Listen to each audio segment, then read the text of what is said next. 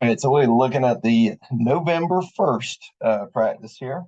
Um, so each one of these is a very different problem, working on all kinds of different stuff with the ratios, make sure we're not getting confused when we see different things. Okay, so make sure we reduce this. The warning on number one, ratio of the number of squares, the number of triangles in simplest form is blank to blank. Well, I see 2, 4, 6, 8, 10 squares and I see four triangles, but 10 to 4 reduces by 2 to 5 to 2.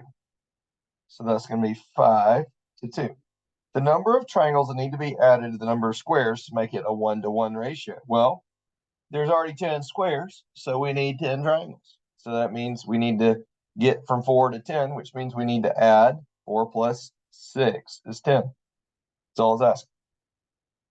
Number two, put the ratio in a ratio box, which I have one below. Then reduce the ratio, then find the percentage.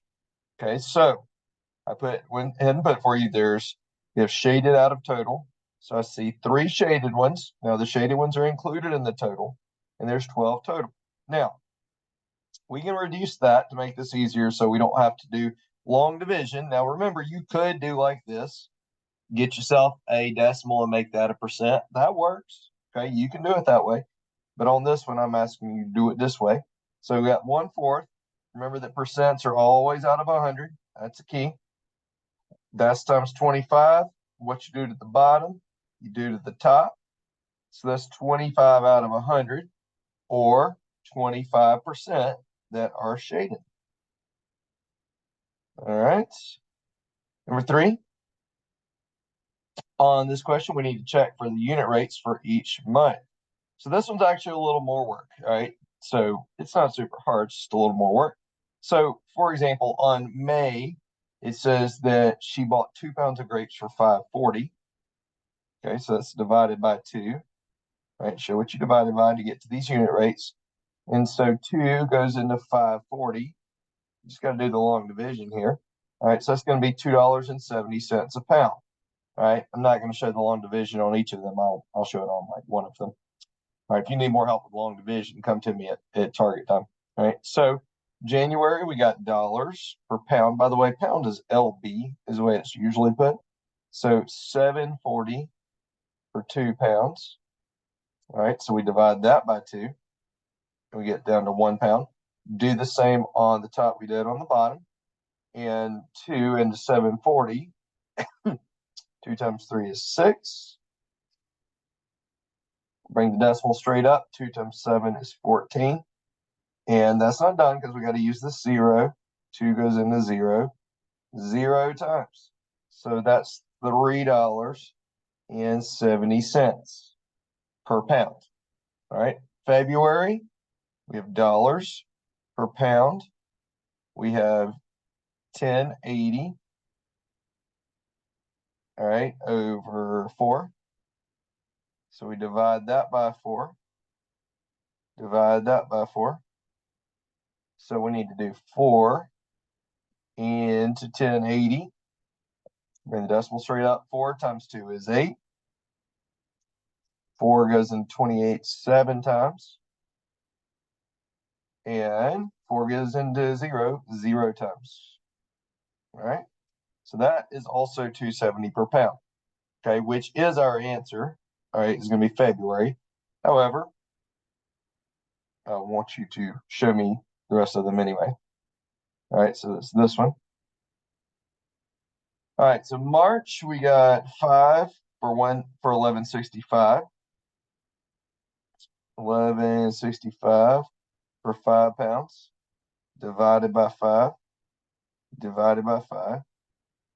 So 5 into 1165. 5 times 2 is 10. And bring the decimal up, bring down our 6. 5 times 3 is 15. All right, and then 5 times 3 is 15 again. So that's $2.33 per pound. All right. And then April, we have 7.50 for 3 pounds. Now I know that 25 times 3 is 75, so that's one that I already know.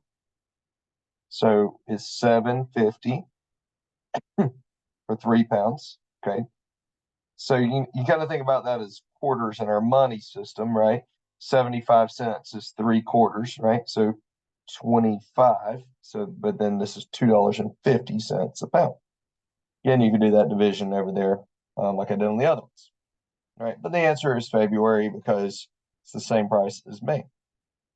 All right. Number 4, make sure you ignore the piece of information that you don't need. Tia is traveling from city A to city B. The two cities are 320 miles apart. She has traveled 260 miles at a steady speed for 4 hours. What is her average speed in miles per hour? So we don't need her 320 miles. So we just need 260 miles in 4 hours. We want to know how much she's doing per hour. So this is a unit rate question again. So 4 into 260. 4 times 6 is 24. Bring down our 0, and 4 times 5 is 20 with no remainder. So she's going at an average rate of 65 miles per hour. All right, I think we have 7 on this one. Yep. All right. So the ratio of keepers to animals in the city zoo is 2 to 7.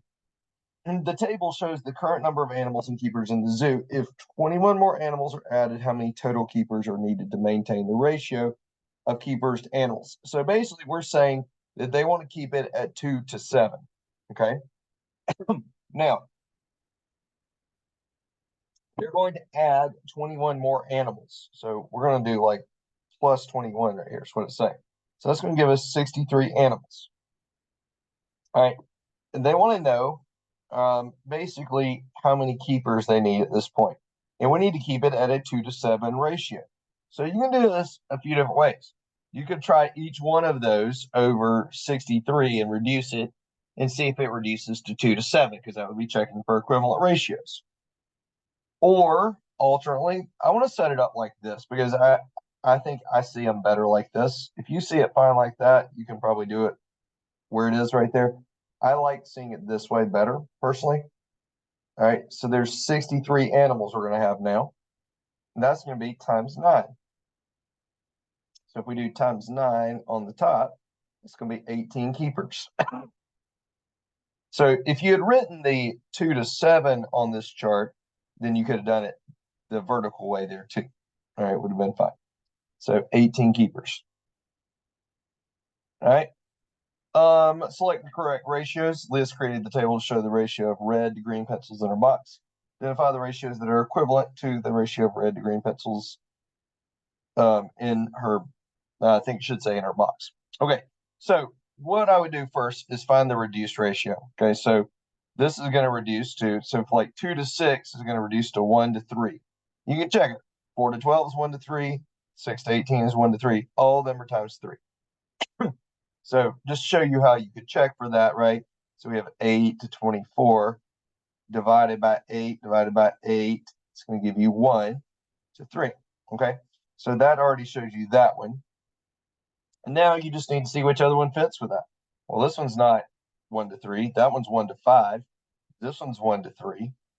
Right, times 3. This one's 1 to 7. That one's 1 to 5. Okay, so that's our 2 answers.